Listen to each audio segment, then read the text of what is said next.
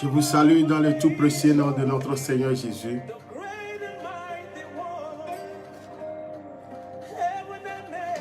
Je vous apporte sa paix, sa grâce et sa bénédiction. Nous venons de commencer une nouvelle semaine.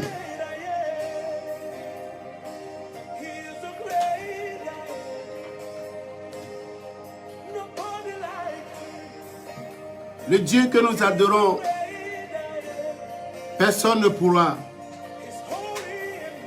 le comparer à un autre Dieu. Il est puissant, il est fort, il est grand. Il n'a pas été créé, mais au contraire, il est le créateur de tout. Thank you, Jesus.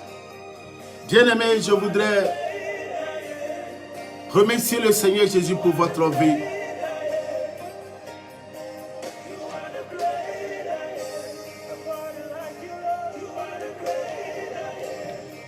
Quel que soit ce qui se passe dans votre vie, quelles que soient les attaques, les projets de l'ennemi concernant votre vie, laissez-moi vous dire que Dieu vous nomme plus que vainqueur.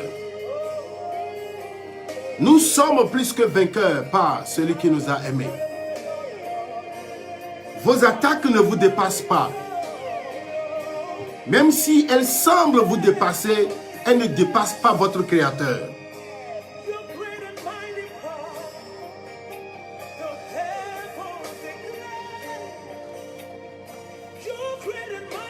Les cieux déclarent tes grandes puissantes œuvres. De grandes puissantes pouvoirs. C'est vrai.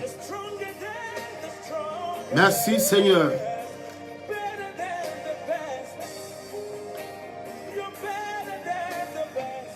You're better than the best.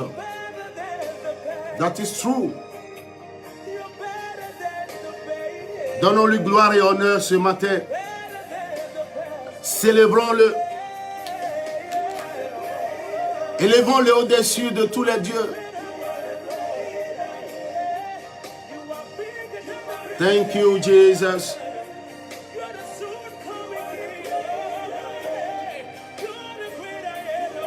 Je vous salue.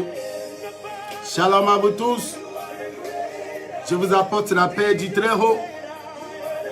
Le Dieu qui nous garde ne sommeille ni ne dort. Soyez sans crainte.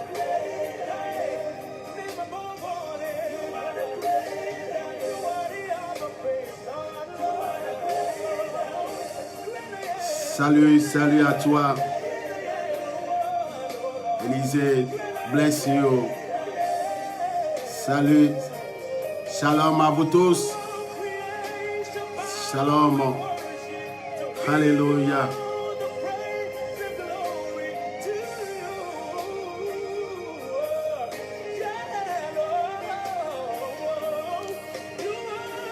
Le nom du Seigneur Jésus est célébré. Son nom est magnifique, son nom est glorifié.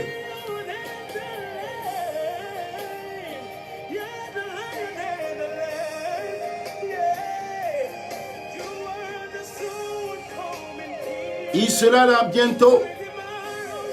Nous devons nous préparer à la rencontre de notre Dieu.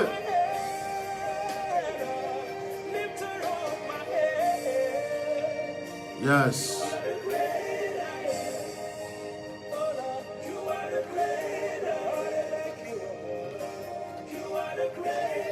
Thank you, Jesus. Soyez tous bénis au nom de Jésus-Christ. Je peux voir la gloire du Seigneur Jésus sur votre vie. Même si là où vous êtes, vous n'avez aucun rond dans vos poches, Jésus est votre provision. Il a été seul, le seul qui a été sur la croix. Le seul qui a accepté dire au Père, j'irai vers eux. Je m'en fous dans l'état dans lequel ils se retrouvent. Cette force de destruction dans laquelle ces bien-aimés se trouvent, je vais aller m'offrir en sacrifice pour la rémission de leurs péchés. Et la Bible déclare, voyez de quel amour le Père nous a tous aimés. Il nous appelle tous ses enfants. Sans limite aucune. Sans race. Nous lui disons merci. Spécialement, j'ai une exclusivité pour vous. Avant de continuer notre série d'enseignements sur les différents royaumes qu'on appelle les régions de captivité. Les régions de captivité. Mais aujourd'hui, nous allons faire une doléance au Seigneur. Nous allons lui demander de nous enseigner à bien aimer les bien-aimés, nos prochains.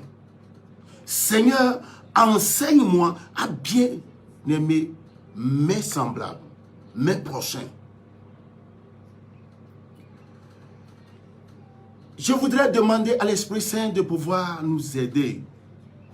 Parce que ce dont il s'agit ici dépasse la capacité ou l'entendement humain. Alléluia.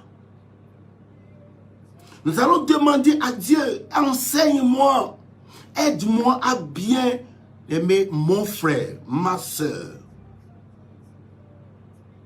C'est bizarre, n'est-ce pas? J'aime déjà, je sais aimer, je peux aimer.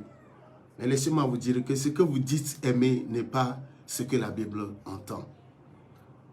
Parce que l'amour n'a pas de frontières. Il y a aussi des obstacles qui sont érigés contre la manifestation divine de l'amour. Ici, je vais vous parler de l'amour de Dieu qu'on appelle l'amour agapé. L'amour de Dieu qu'on appelle l'amour agapé. Nous avons 4 types d'amour. 4 types d'amour. Il y a l'amour éros, il y a l'amour filial, il y a l'amour storge et l'amour agapé. L'amour agapé est celui de Dieu. Et c'est de cela que nous allons parler. Amen. Donc le texte de base que je vais lire pour poser les fondements se trouve dans le livre de Jean chapitre 15, verset 12. Verset 12 à 14. Le Seigneur Jésus est en train de parler d'un sujet important, qui est touchant même. Il a dit, c'est ici mon commandement. Un commandement est toujours érigé par une hiérarchie. Celui qui a un commandement, c'est en fait un décret. C'est en fait une loi. C'est aussi une ordonnance établie par l'hiérarchie. Quelqu'un qui est aux commandes donne des ordres à ses sujets, à ceux qui sont sous son autorité. Donc le Seigneur Jésus a dit, c'est ici mon commandement. Mon commandement. Et quel est le module de ce commandement? Il a dit, aimez-vous les uns les autres, comme je vous ai aimé. Il n'y a pas de plus grand amour que de donner sa vie pour les autres. Si vous êtes mes amis, il a dit, vous êtes mes amis si vous faites ce que je vous commande. Il n'y a pas de plus grand amour que de donner sa vie pour ses amis. Si vous êtes mes amis, il a dit, vous êtes mes amis. Ou si vous êtes mes amis, faites ce que je vous commande. Si vous êtes mes amis, faites ce que je vous commande. Il a dit, aimez-vous les uns les autres. Il y a un autre verset qui dit, aime ton prochain comme toi-même. aime ton prochain comme toi-même. Qu'est-ce que cela veut dire? Aime ton prochain comme toi-même.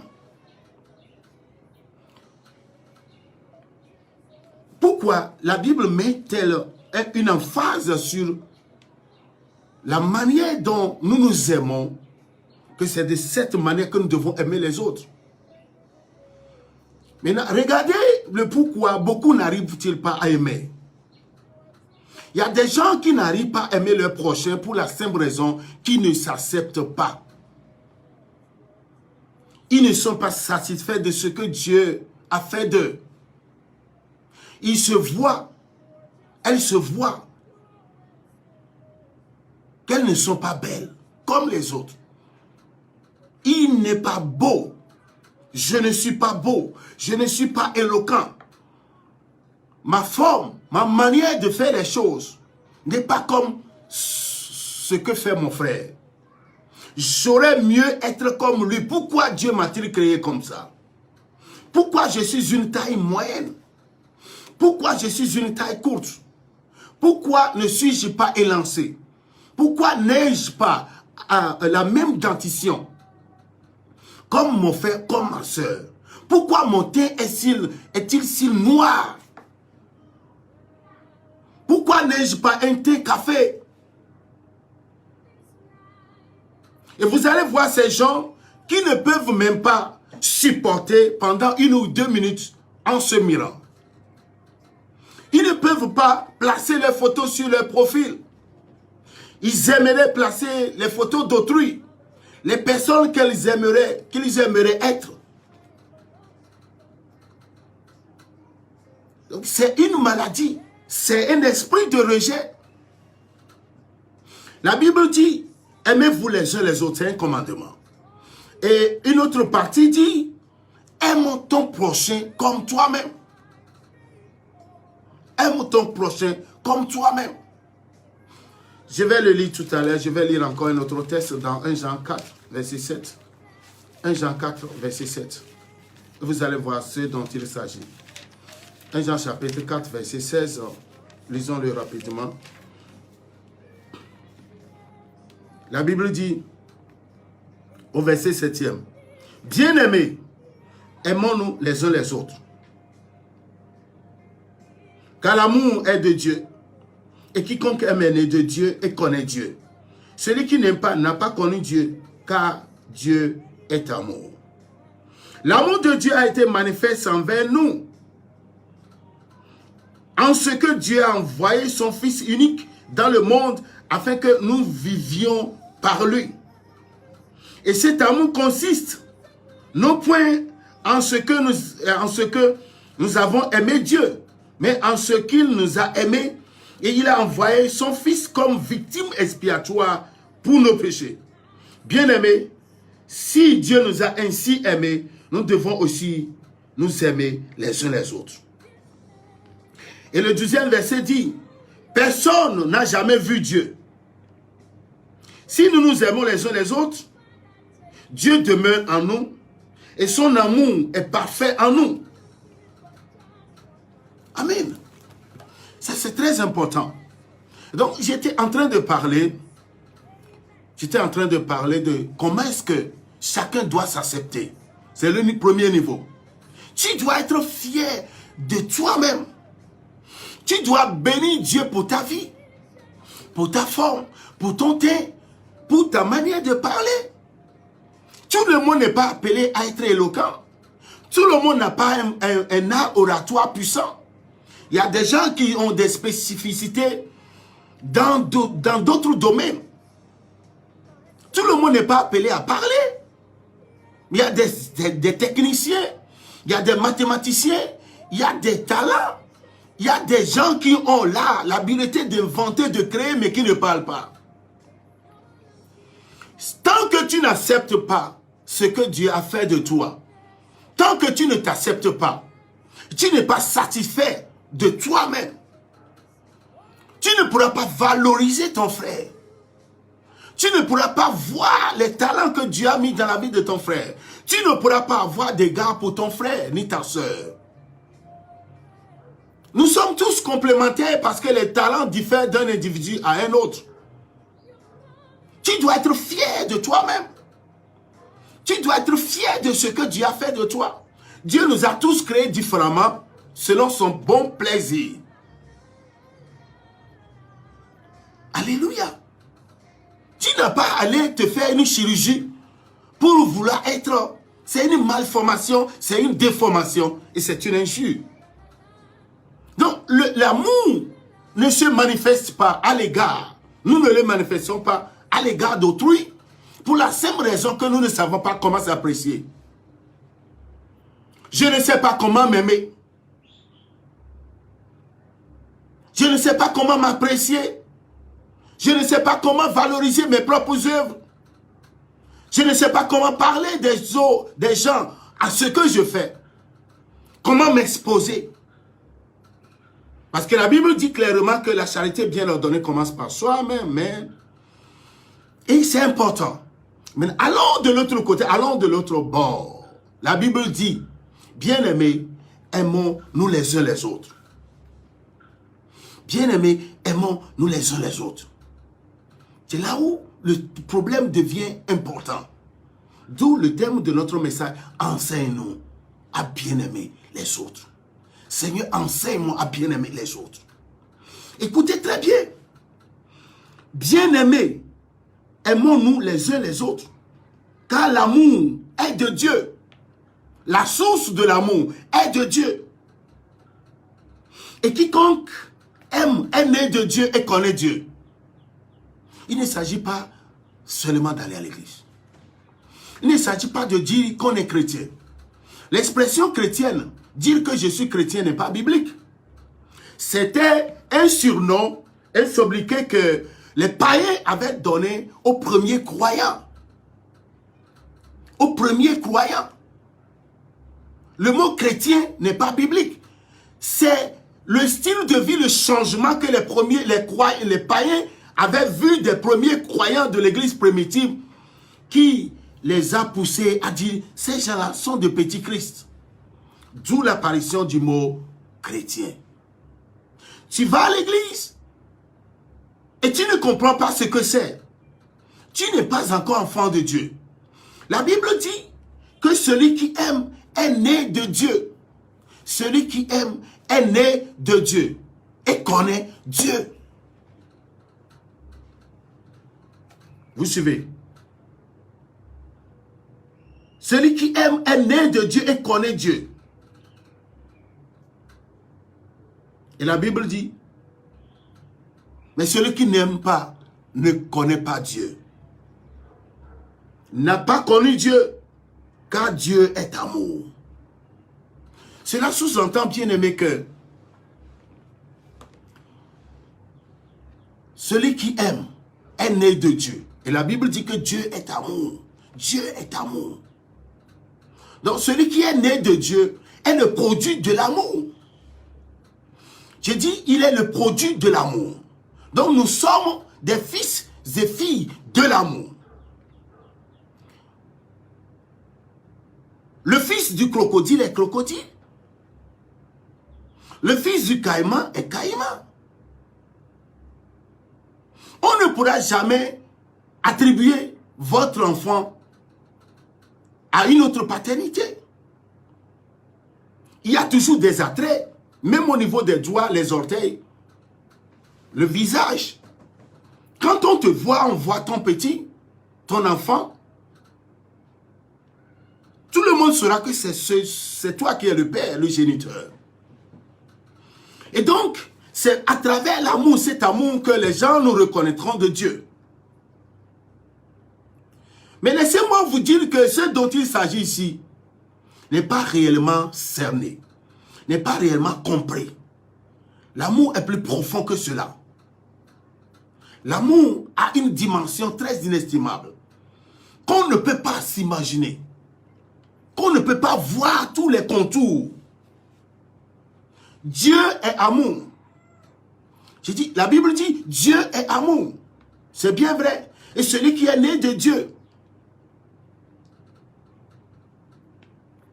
aime. Et à cause de cet amour, il est né de Dieu et connaît Dieu. Mais regardez aujourd'hui, tout autour de nous, comment est-ce que la société est ingrate. La société est insultante, elle est chiante.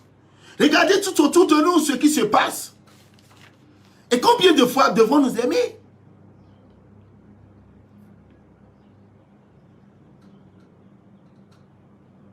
Tu ne dois pas aimer parce que tu as choisi d'aimer ceux qui t'aiment. Non.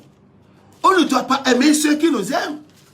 Mais ce dont il s'agit ici, c'est un autre ministère. C'est pourquoi nous devons demander à Dieu. Nous devons demander à Dieu de nous aider. De nous aider. Tu dois demander à Dieu de t'aider à aimer. L'amour est plus que ce que l'on dit. Je m'en vais vous donner une liste de ce qui est dit, donné comme répertoire. L'amour. Alléluia.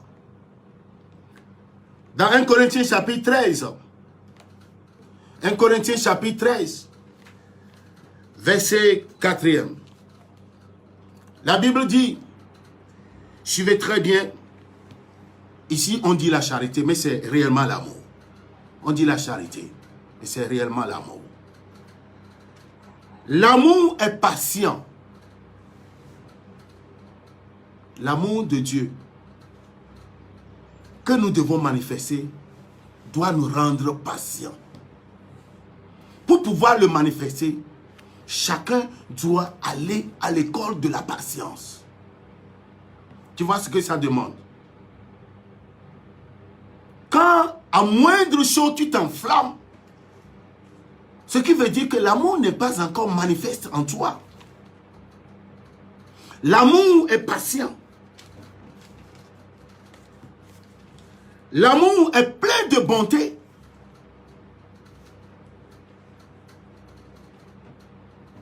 Ce qui veut dire que celui qui a l'amour et qui le manifeste, il est naturellement bon.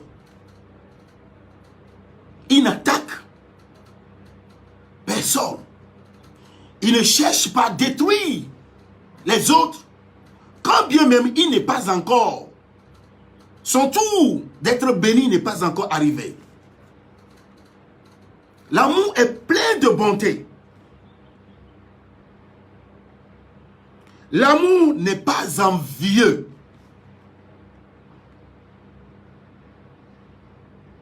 Cela veut dire que celui qui a cet amour, il n'envie personne. Tout le monde pourra réussir. Tout le monde pourra se marier. Mais tu as ta confiance toujours gardée en Christ. Parce qu'un jour, ton tour arrivera. Et Dieu se souviendra certainement de toi. Parce qu'il nous a tous aimés, ses enfants. Et chacun à son tour. Chaque enfant a son heure. Qui doit certainement sonner. Et je continue. L'amour ne se vante point. L'amour ne cherche pas à se voir. L'amour ne se vante point. Celui qui a l'amour n'est pas un vantard. L'amour ne s'enfle point d'orgueil. Celui qui est un vantard, il est aussi un orgueilleux. Celui qui est orgueilleux peut discriminer les autres.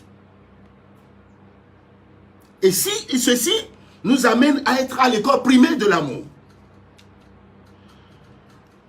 La Bible dit, elle ne fait rien de malhonnête. Elle n'escroque pas. L'amour n'escroque pas. L'amour ne vole pas. L'amour ne fait rien de malhonnête.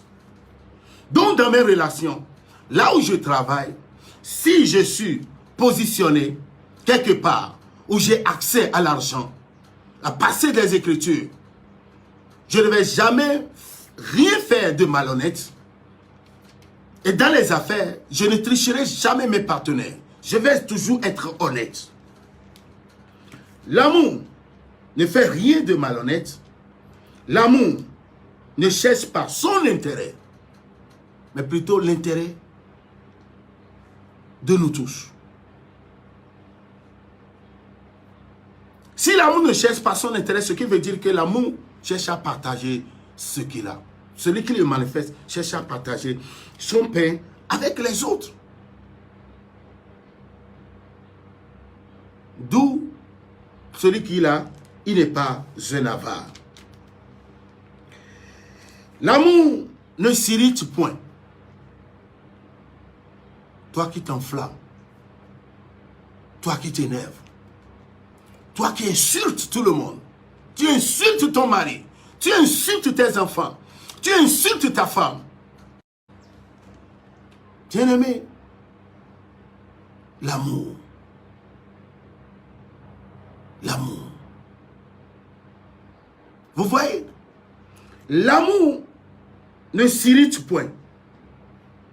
L'amour ne soupçonne point le mal. Et tu crois qu'un homme ordinaire pourra le faire? C'est pourquoi nous devons demander à Dieu. Quand j'ai commencé, vous pensez que c'est un truc qui est terre à terre. Avant que l'amour ne soit l'amour agapé, selon Dieu, nous devons pouvoir respecter toutes ces choses-là. L'amour ne soupçonne point. L'amour ne s'irrite point. Et on dit, l'amour ne se réjouit point de l'injustice. Quelqu'un qui ne t'aime pas, quelqu'un qui a toujours cherché à te faire du mal, et du coup tu venais d'apprendre une mauvaise nouvelle le concernant, et tu te réjouis. Tu dis que Dieu le punisse encore, que l'enfer l'accueille, que l'enfer lui prépare une bonne place. L'amour ne se réjouit point de l'injustice.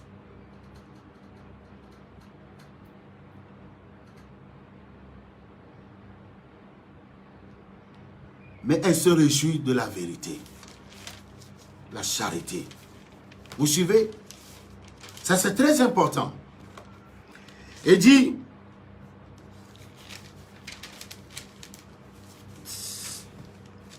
je continue. Maintenant, nous sommes arrivés à un niveau où vous allez voir que ça, là, cette affaire-là n'est pas une affaire humaine. Il faut être un véritable Dieu. Il faut avoir Dieu en soi. Dieu qui a pris le contrôle absolu de sa vie pour pouvoir le respecter. La Bible dit, l'amour excuse tout. Quand tu excuses tout, tu dois pardonner tout. C'est pourquoi Jésus avait dit à ses disciples, quand Pierre lui avait posé cette question, combien de fois pardonnerai-je à mon frère quand il viendrait m'offenser par jour? Et Jésus lui a dit, tu lui pardonneras 7 fois 70 fois par jour d'une offense, de la même offense. Cela veut dire qu'une offense de cette taille va dans l'ordre de 490 fois par jour pour la même personne. Et Jésus a dit, tu lui pardonneras. Ça c'est grave. 490 fois par jour. Quelqu'un venait à toi et t'offense. Une fois, 2 fois, 10 fois, 100 fois, 200 fois, 400 fois, 490 fois. La même personne. Et il a dit, tu dois lui pardonner. L'amour excuse tout. L'amour croit tout. L'amour espère tout. L'amour supporte tout. Tu vois ce que cela veut dire? L'amour supporte tout, c'est-à-dire que l'amour encaisse tout. L'amour croit tout. L'amour excuse tout. L'amour excuse tout. Ce qui veut dire que celui qui l'a, il a son cœur libéré, son cœur dégagé. Mais qui pourra le faire, bien-aimé? Personnellement, j'ai découvert qu'il est impossible. Si on n'a pas Dieu en soi, sur cette terre qui est envoûtée, cette terre corrompue, ce n'est pas vrai. Ce que nous disons être l'amour que nous manifestons n'est pas le réel. C'est le faux amour. Parce qu'arriver à une dimension d'offense, de trahison, de blessures béantes et profondes, tu vas dire non, non, non, non, non, non, non, non, non. Ça là, non, Dieu lui-même sait que je suis à bout. Je vais en découdre avec toi. Dieu lui-même sait, en tout cas moi je ne suis pas Dieu. On reconnaît que tu n'es pas Dieu.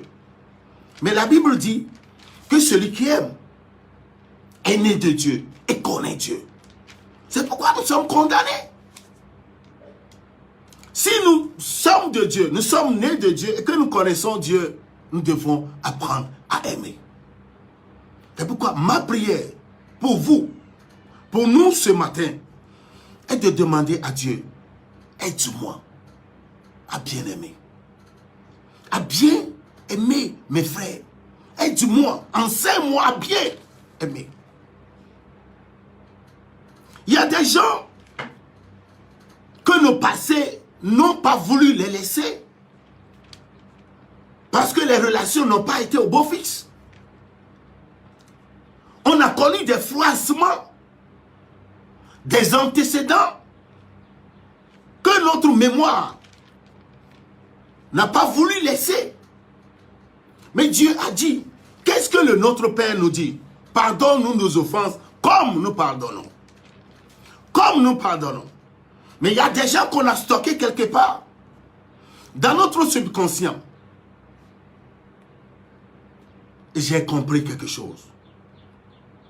Si Dieu ne prend pas le contrôle de notre vie, si la nature de Dieu ne s'est pas développée, bien aimé, on ne pourra pas le faire. Et tant qu'on ne le fait pas, ce qui va se passer, c'est que l'ennemi tirera davantage, prendra l'avantage dans la scission, dans le manque d'amour, dans la division, pour régner au sein de nous. C'est ce qui se passe. Et au sein de la communauté chrétienne, les agents du diable viennent et ils s'installent. Jézabel vient et elle s'installe. Les sorciers sont là, ils ne sont pas les moindres. Ils viennent et ils opèrent. Ils commencent par tuer. Parce que le vrai amour, qui est la nature réelle de Dieu, n'existe plus. Je n'aime pas partager mon pain avec mon frère.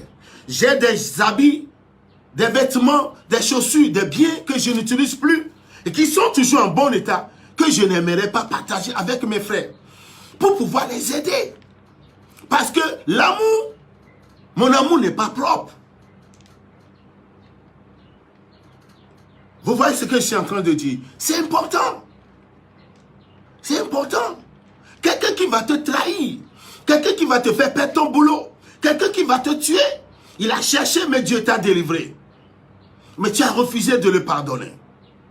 Mais c'est Dieu qui t'a délivré. Dieu aurait pu le laisser te tuer. Mais tu n'as pas vu cela. Tu as commis une faute grave. Les gens ont plaidé ta cause. Mais quand les autres l'ont commis à ton égard, tu as refusé de les pardonner. Tu les as gardés. C'est ce qui n'est pas bien, bien aimé. Si nous voulons être sincères, si nous voulons représenter Dieu. Et quand je lisais depuis hier, Jean 3,16, le verset qu'on appelle le cœur de la Bible. Le cœur de la Bible. Le centre de la Bible. Celui qui a résumé toute l'œuvre de la création et celle de la rédemption. Jean 16. Jean 3,16. La Bible dit, car Dieu a tant aimé le monde. Dieu a tant aimé le monde.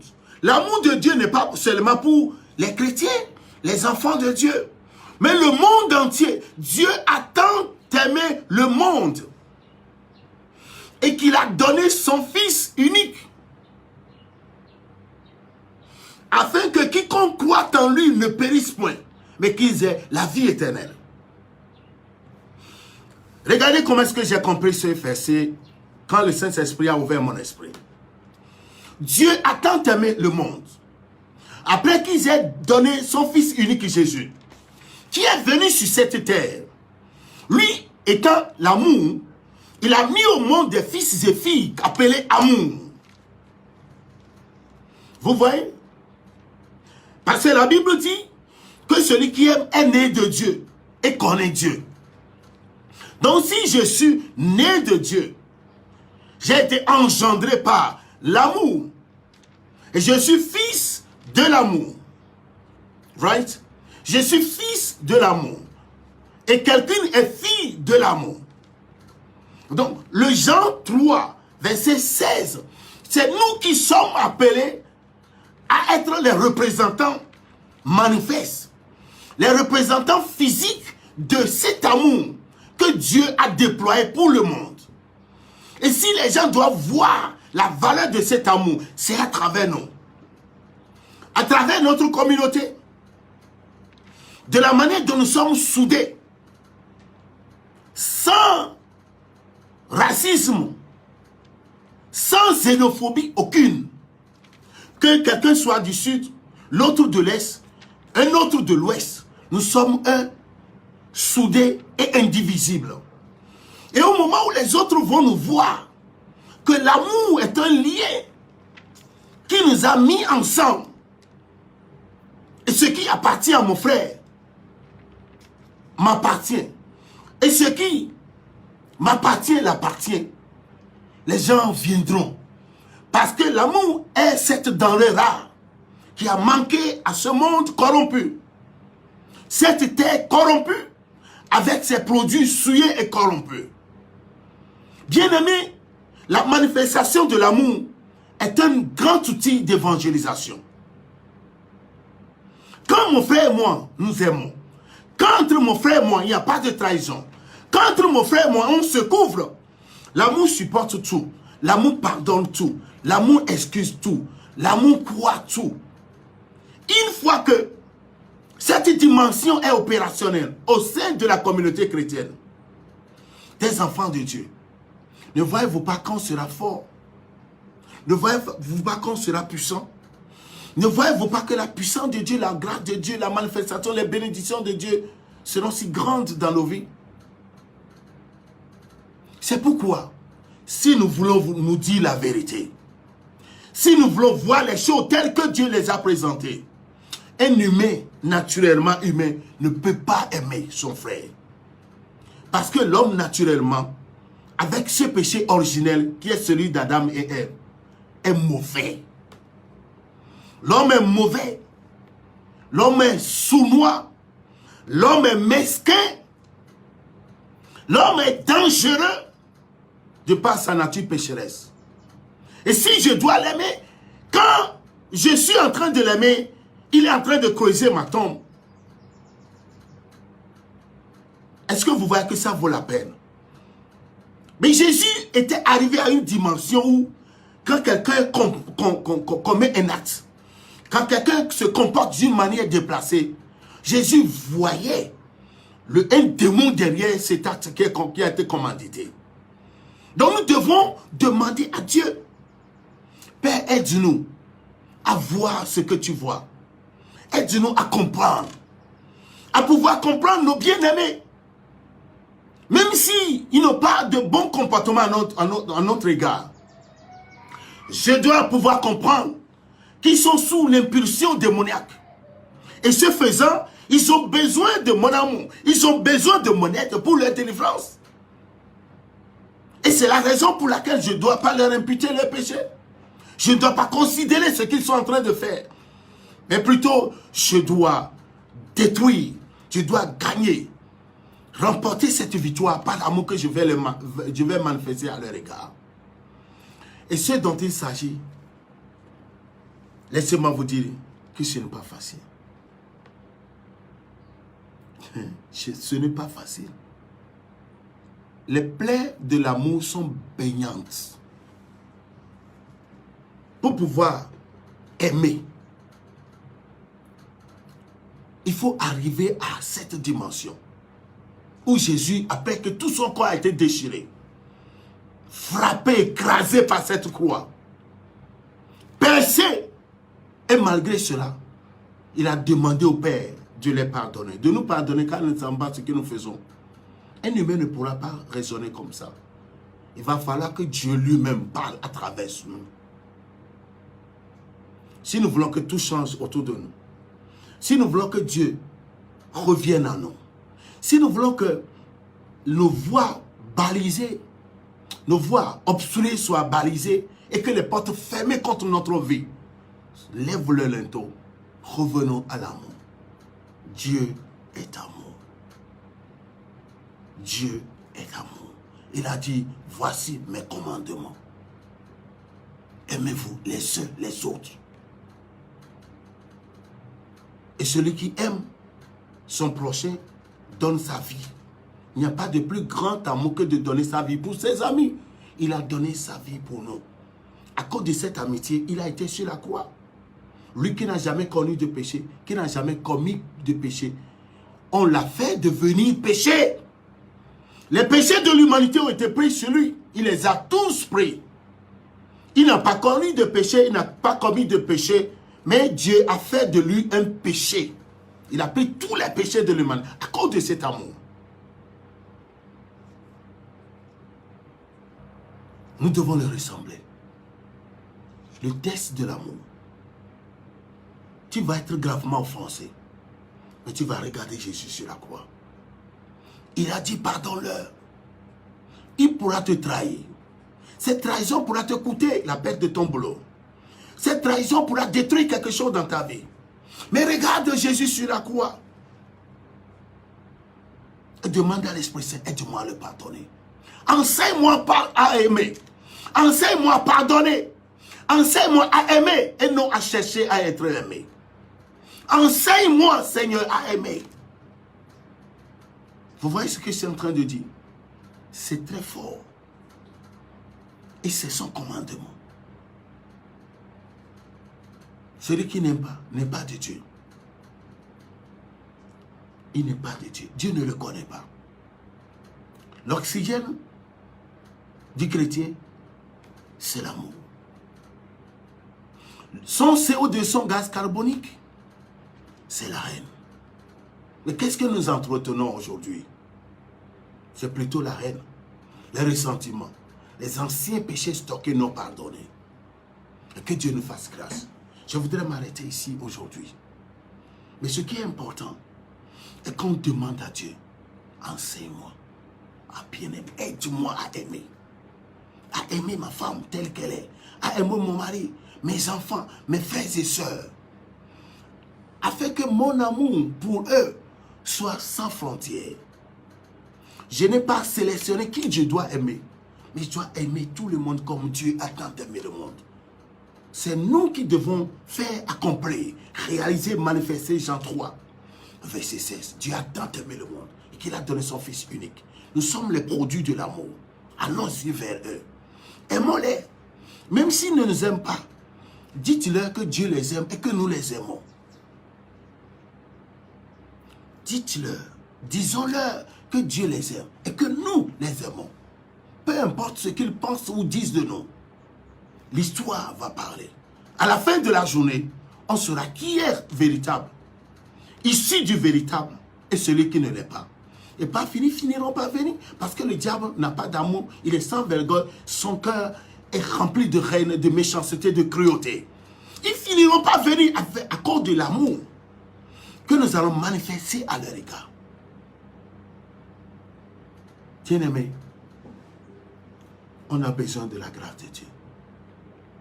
Regarde ceux qui t'ont blessé depuis longtemps. Et tu as coupé de contact. Tu as bloqué leur numéro. Tu n'as plus voulu leur parler. Ils ont essayé de venir te présenter des excuses. Tu as fait semblant.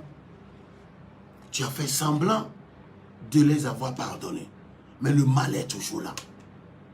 Le pardon n'est pas authentique. Le pardon n'est pas authentique. Ce n'est pas réellement l'amour de Dieu. La semence de Dieu doit grandir en nous. Elle doit grandir en nous. Vous voyez, Dieu guérit les gens à travers son amour. Dieu bénit les gens à travers son amour. Si aujourd'hui nos églises, nos ministères sont dépourvus de délivrance, de miracles, de témoignages, c'est à cause du manque d'amour. L'amour est devenu une denrée rare. Mais une fois que l'amour sera restauré dans nos vies, dans nos cœurs et au sein de nos assemblées, vous allez voir que Dieu va libérer les gens par l'amour. L'onction du Saint-Esprit coule sur les rails qu'on appelle l'amour. Les vies seront libérées par l'amour. Les miracles, la prospérité, la guérison, la restauration, les promotions s'obtiennent par l'amour. Quand cette rivière, cet océan, par des ondées, ces vagues qui vont toujours venir s'accoster, les flots de la vague, de l'amour, vous verrez que Dieu sera à l'aise avec nous.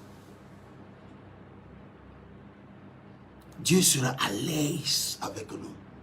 Dieu sera à l'aise dans nos cœurs. Il sera à l'aise dans nos foyers, dans nos familles, dans nos communautés, dans nos sociétés. Dieu sera à l'aise. Parce que Dieu lui-même s'aime. Et quand il voit son produit, l'amour, sa nature, quelque part, il descend là-bas. Dieu va descendre là-bas. Jésus a vu une grande foule qui languissait. Une foule qui est sans berger. Et la Bible dit, il fut ému de compassion.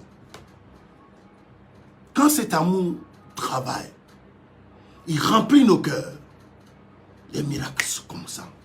Les gens ont jeûné 40 jours, 50 jours, 3 mois, mais avec des cœurs contrits, des cœurs secs, sans amour. Croyant que leurs jeûnes vont les faire découler, à travers les jeûnes de l'onction, pour ressusciter les morts. Rien n'a marché. Pourquoi? Parce que les rails sur lesquels la locomotive de la puissance de Dieu, qu'on appelle l'amour, n'existe pas. Vous ne pourrez pas demander à un train de marcher sur une voie, une chaussée. Non. L'amour. Nous allons commencer par remercier le Seigneur. Si tu as compris ce que je viens de partager, tu dois réaliser que, en tant qu'être humain, c'est impossible d'aimer.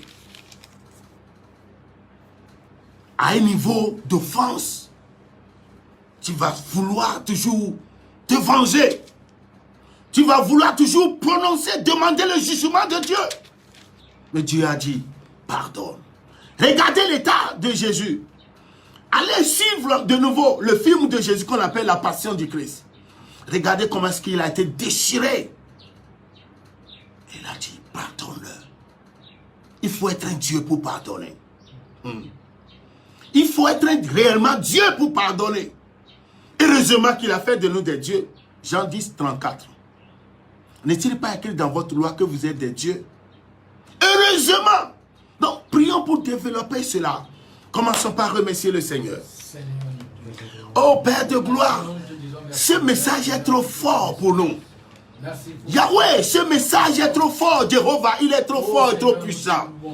Comment pourrais-je aimer si je n'incarne pas ta nature? Comment pourrais-je supporter mon frère qui n'a jamais voulu m'aimer, qui a toujours cherché de me nuire, qui a toujours cherché vouloir me détruire, me ronger? Comment pourrais-je le supporter? Comment pourrais-je l'aimer? Oh Père éternel, si je n'ai pas ta nature imprimée en moi,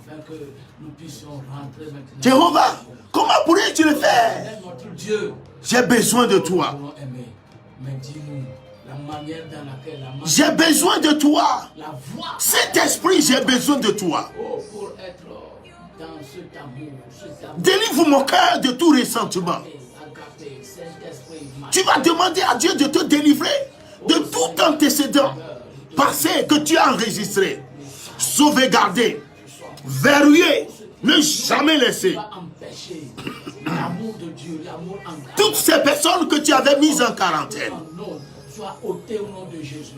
demande à Dieu, efface mon passé, efface toutes les offenses graves que j'ai délibérément choisi de garder, de ne jamais pardonner.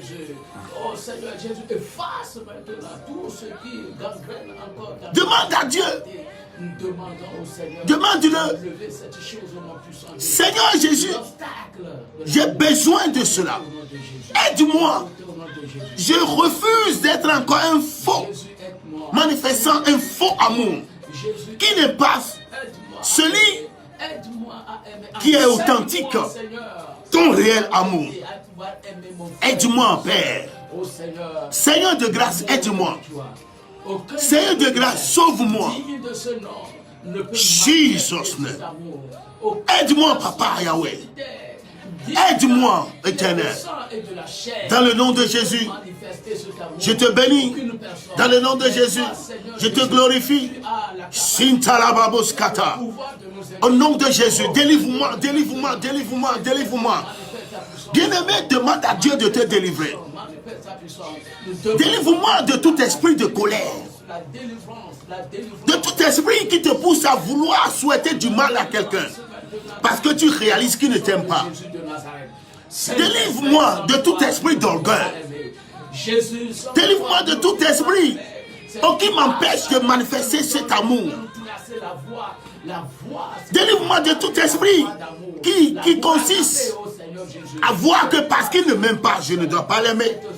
Parce que je sais qu'il ne m'aime pas.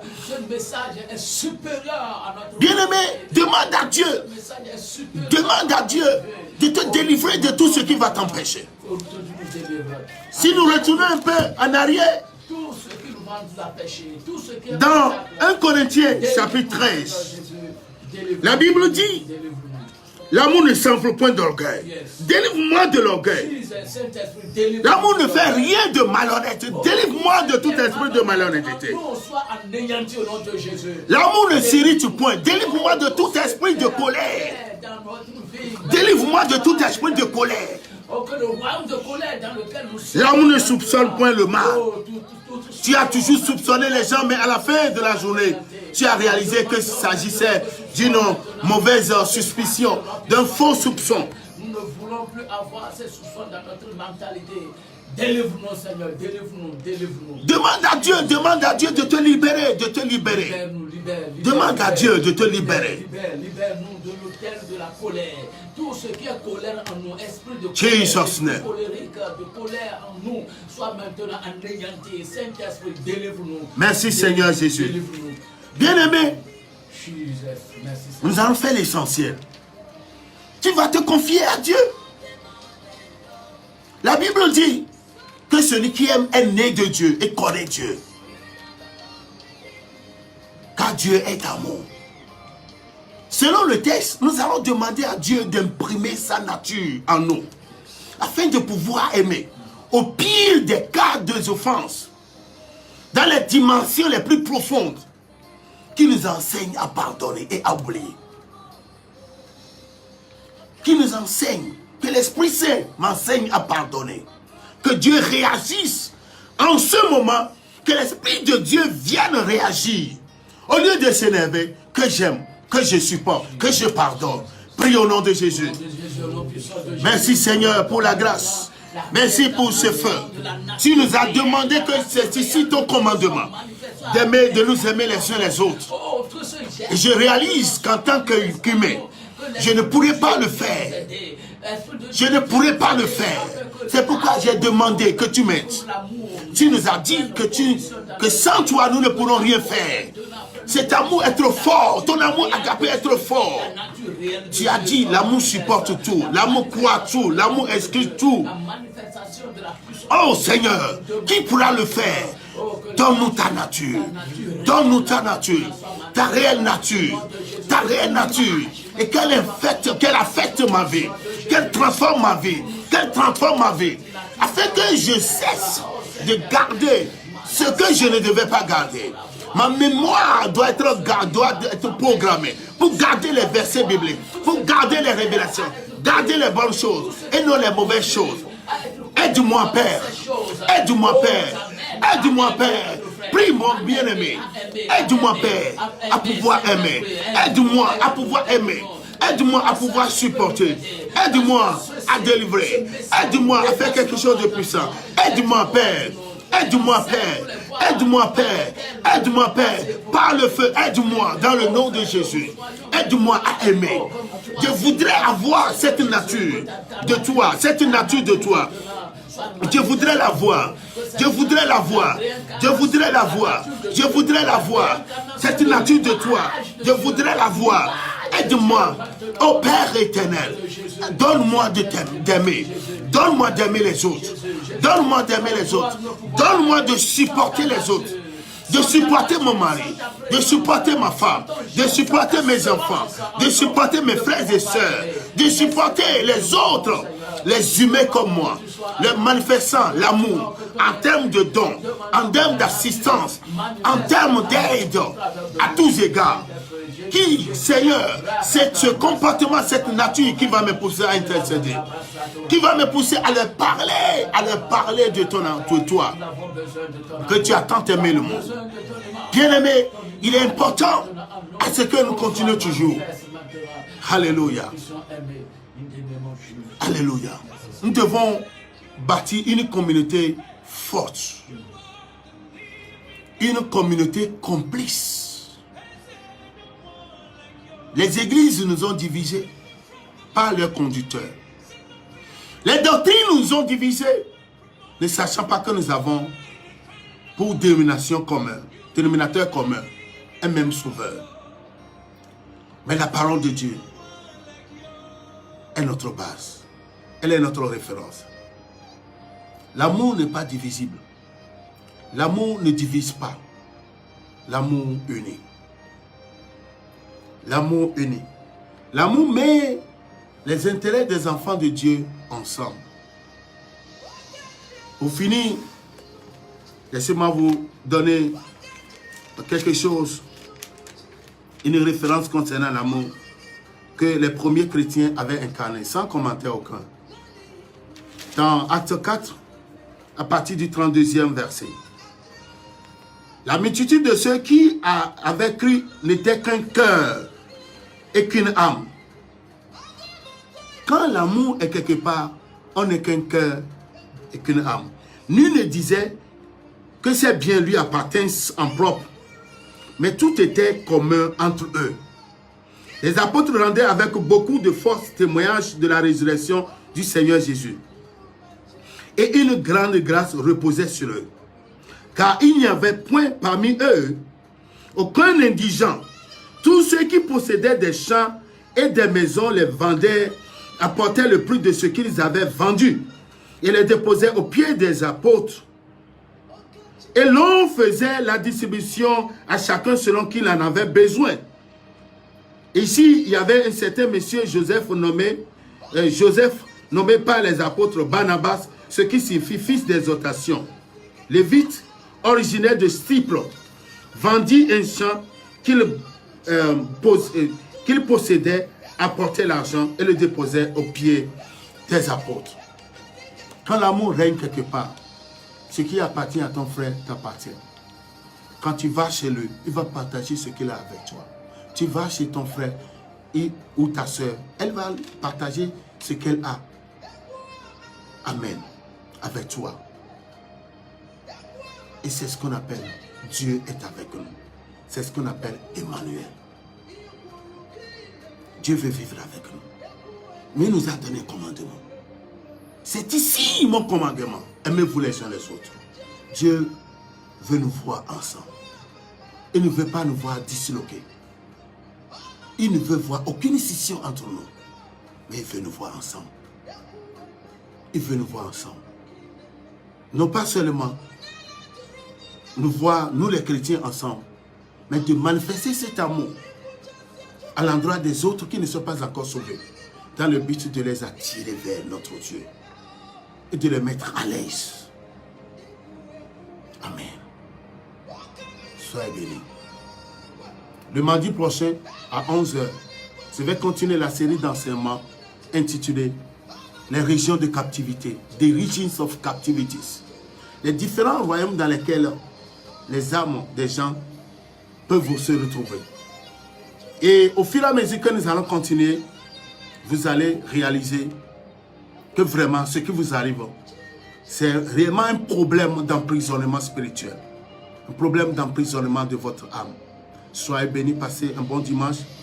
Et aussi, je vous souhaite une bonne et excellente semaine avec l'Esprit de Dieu.